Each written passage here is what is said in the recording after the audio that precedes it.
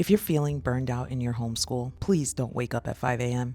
I know that is the advice homeschool moms hear all the time. Wake up early, get ahead of the day, be more disciplined. But the truth is, most homeschool burnout is not happening because you woke up too late. It is happening because you are trying to run your homeschool like a productivity machine instead of a real family. And when I finally realized that, I stopped trying to win the morning and started trying to build a day that actually worked for our real life. That changed everything.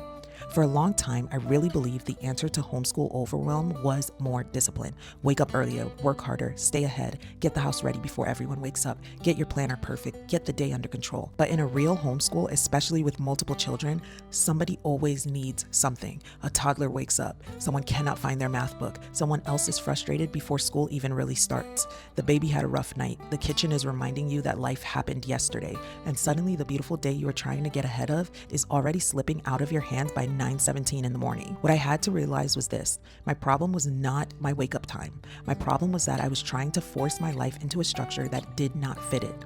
So instead of waking up early, I started changing the way our homeschool actually functioned. And that has done far more for burnout than any earlier alarm ever could. One of the biggest things that was wearing me out was this pressure to start the day perfectly. I had this picture in my mind of the ideal homeschool morning: a quiet house, hot coffee, open the planner, everything peaceful before the kids wake up. And there's nothing wrong with a peaceful morning when you can get it.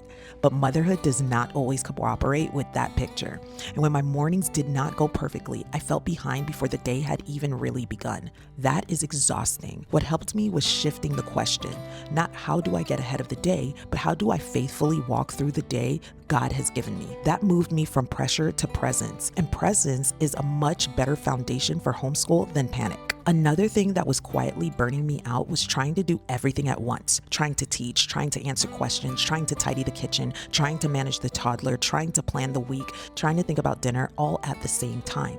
And I know why we do it. It feels responsible. It feels efficient. It feels like what a good homeschool mom should be able to handle. But it is actually draining. One of the simplest changes I made was this: I stopped trying to homeschool while doing home management. Homeschool time is homeschool time. Home management has its own time. That one shift brought so much more calm into our days. Because when I am teaching, I can actually teach. When I am managing the house, I can actually manage the house.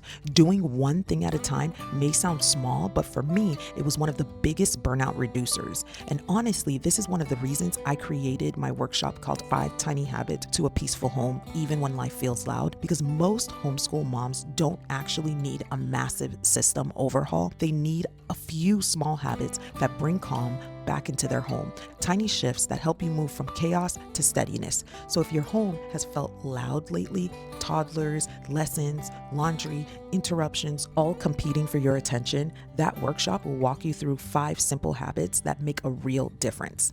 I'll link it below if you want to check it out. Now there's another shift that helped even more. For a long time, I thought a good homeschool day meant following a rigid hourly schedule. At 8, this, at 8:30, this, at 9, this, at 9:30, this. But real life with children rarely moves that cleanly. Some lessons take longer, someone spills something, someone melts down, someone needs to go over the same thing again. And when your day is built on a rigid schedule, every interruption feels like failure. That is why rhythms work better. We started thinking in terms of a morning rhythm, a homeschool rhythm, and an afternoon rhythm.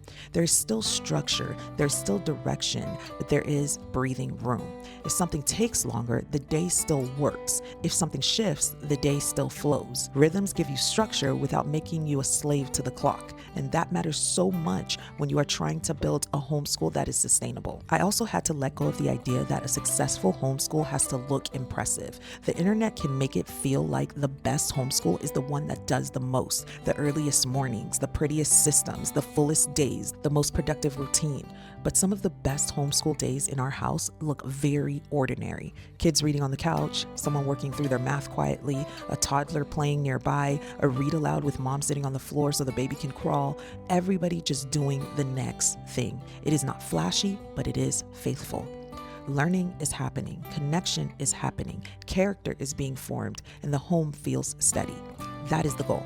Not hustle, not performance, not trying to prove something, just faithful stewardship. So if the answer is not just waking up early, what should you do instead? Here are the 3 things that have helped me most. First, Start the day together. Instead of rushing everybody into separate tasks right away, begin with something shared. A morning basket, scripture, a read aloud, something that gathers everyone before the day spreads out. That helps center the day before the demands start pulling at everybody. Second, focus on the most important work first. For us, that usually means the core things, math, reading, the work that matters most. Because once the most important work is done, that weight is off your back. Third, leave margin. This matters more than most people realize. Leave margin for questions, leave margin for slower days, leave margin for interruptions, leave margin for a child who needs more help than you expected. Margin is what lets a homeschool mom respond with patience instead of panic.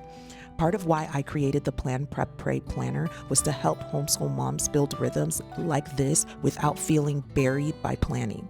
I'll link it in my description if you would like to check it out. So no, I do not think homeschool moms need more pressure to wake up at 5 a.m. What many of us need is not an earlier alarm. We need a better fitting homeschool, one with rhythms, one with margin, one built around real family life, one that is faithful, not frantic, because the goal is not to run your home like a machine. The goal is to disciple and teach your children in a home that feels steady, peaceful, and purposeful. That kind of homeschool is not built by hustle. It is built by faithful stewardship. If this encouraged you, tell me in the comments what has been the biggest source of burnout in your homeschool lately. And I will see you in the next one.